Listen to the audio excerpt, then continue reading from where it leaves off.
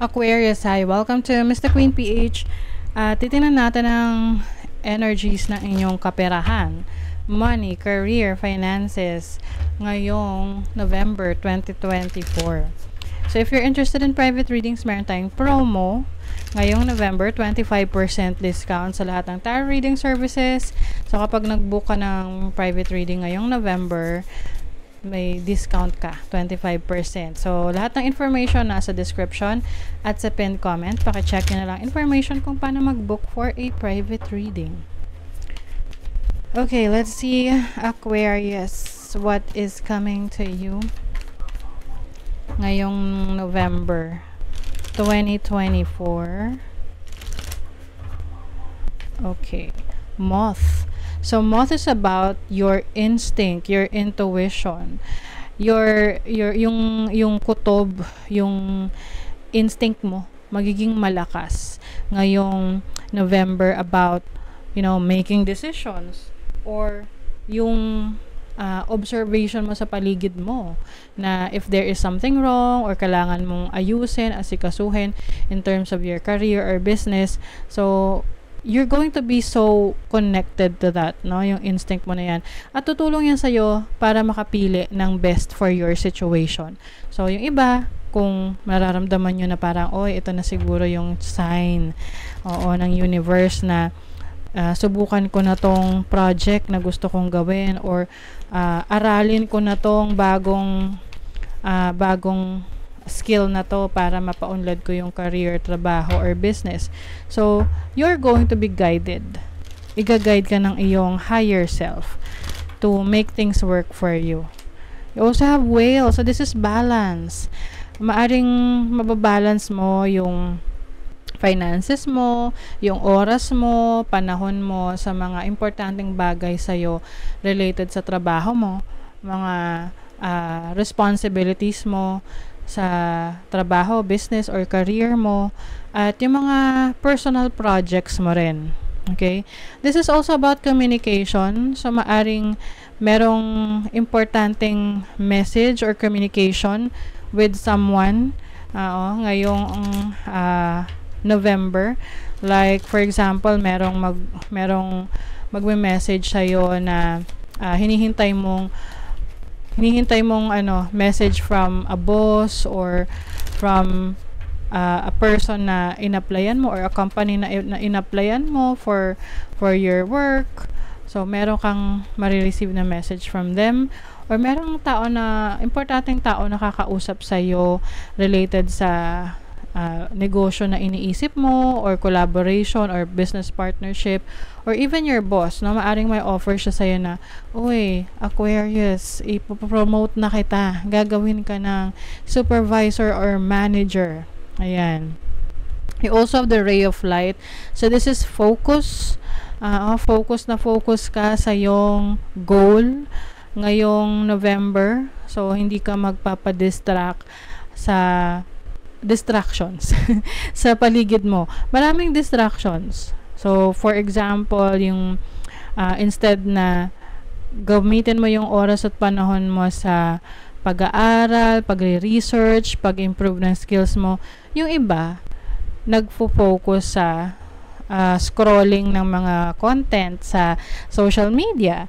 Okay lang naman yun, pero pag sumobra na siya sa 1 hour na parang sinayang mo na yung oras mo, hindi na siya productive, no? So, ngayong November, you will commit to your goals, to your dreams, yung mga gusto mong ma-achieve through focusing on them. Nandun talaga ang iyong focus. Alam mo kung ano yung gusto mo. Nakikita mo na yung magiging resulta nun. So, yun yung magi-inspire sa'yo para mag-focus dun sa talagang dapat mong bigyan ng atensyon. Either career, or your business, or any sources of income, or yung mga projects mo for your self-improvement. Okay? You have the Emperor. Wala talagang makakagulo sa'yo ngayong November kasi you are in control of your time, your energy. May discipline ka. Oo, meron kang disiplina sa sarili mo ngayon. You are stepping into your own power.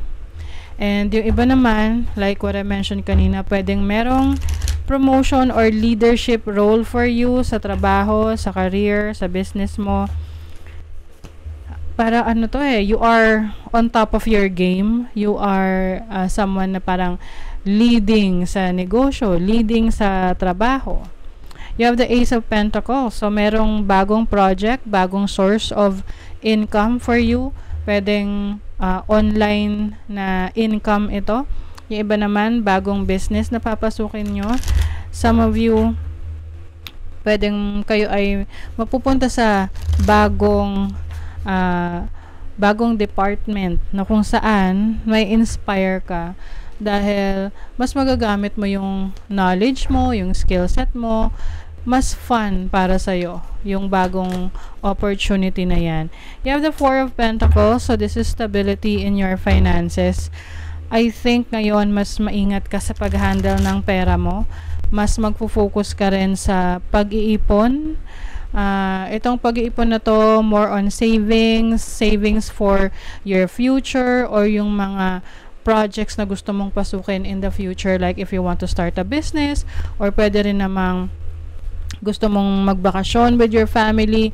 So, ngayong November, aayusin mo, ima-manage mo ng maayos yung iyong finances. You have the Ace of Wands. So, inspired action ito. Mas magiging inspired ka sa mga endeavors mo sa trabaho, sa business, sa career. I see you trying new things. Let's say may trabaho ka pero susubok ka ng ibang pwedeng pagkakitaan. Let's say online, content creation, you will tap into your creativity. You have the Two of Pentacles. So, ayun na nga. Going to be very busy. You're going to juggle your time, your effort, your energy sa maraming bagay. Maaring meron kang multiple streams of income ngayong November, pagsasabayin mo siya and you're going to be successful in that. Mamamanage mo yung panahon mo, oras mo, efforts mo dyan. Let's see what else. Kasi yung iba sa inyo pwedeng meron kayong negosyo, susubo kayo na magtrabaho or ibang source of income, dalawang negosyo, no? Pwedeng susubukan ng iba pang business. Yung iba naman may trabaho ka na, susubukan ng bagong ng negosyo, no? Para hindi lang isa yung source of income mo. Yes, going within. So, I think you are reassessing yourself, your situation. Ano yung kailangan mo pang i-improve? Ano yung kailangan mong mas bigyan ng focus, ng attention para sa sarili mo or para sa mga goals mo. Meron ditong, maaring maka-experience ka ng issue with your time, with your energy. Let's say, meron kang naplano na sabay-sabay tapos hindi mo siya na-organize ng maayos.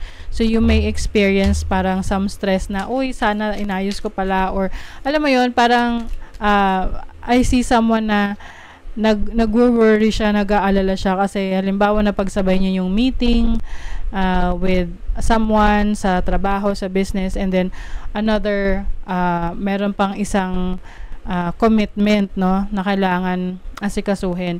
So, ang solusyon dyan is communication, open communication. Kung hindi mo na siya masusolusyonan at that moment, pwede mong i-reschedule yung iba para hindi ka ma-stress. Oo. So, meron din ditong this is about tenderness, timeless, being constant, affection, friends. So, pwedeng meron kang may person sa buhay mo na magiging very helpful sa'yo, someone na parang support system mo na nakaalalay sa'yo. So, hindi ka mahihirapan, may mga challenges, but this person is going to be your rock, your guide, your shoulder to cry on, no? Ayan. So, taking action is very important kasi one step is, teka lang, excuse me.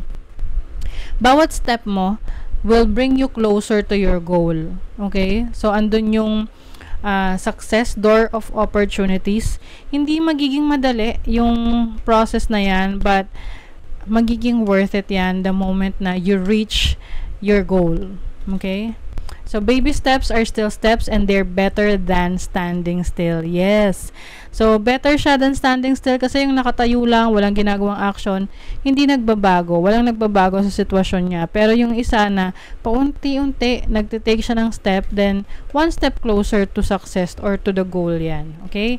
So, that is your reading, Aquarius. Thank you so much. Bye!